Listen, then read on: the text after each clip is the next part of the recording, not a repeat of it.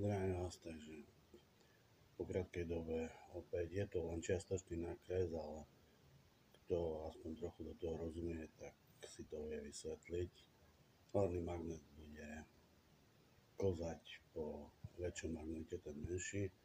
Vlastne tým eliminujeme protisily, tam vznikne len pri približovaní protisila a spodné magnety dve, tie sú dlhé, vlastne zaoblené, takže tie by mali ťahať, no a mali by prekonať vlastne tú protisilu na začiatku toho malého a veľkého magnetu na druhom stupni teda, a vlastne ostatná energia by sa mala využiť na chod generátora a po prípade uvidíme, koľko zvýši na chod elektrického generátora.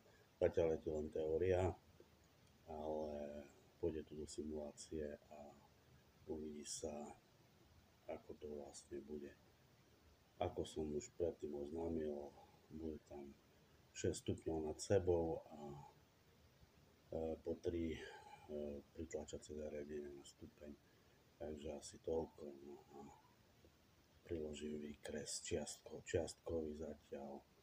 Potom ešte rozšírim, jak to bude už nakreslené.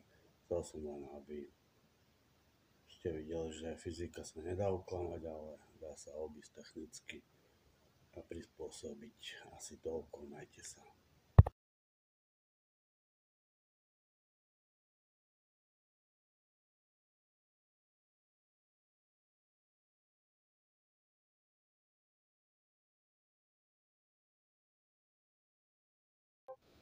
Takže ešte chcem dodať, že vlastne bude sa tam treba pohrať s exponenciálnym narastom síl, a to znamená s nasytením magnetov v Gaussov a potom ich premeniť vlastne na Newtonia. A tak sa s tým pohrať, aby sme vedeli, že ako nastaviť, aké nasytenie magnetov má byť v rámci prvého aj druhého stupňa, aby si to neodporovalo celkovo a aby to už fungovalo vlastne a točilo sa to smerom dopredu. Dopredné sily takzvané. To je asi všetko. Majte sa.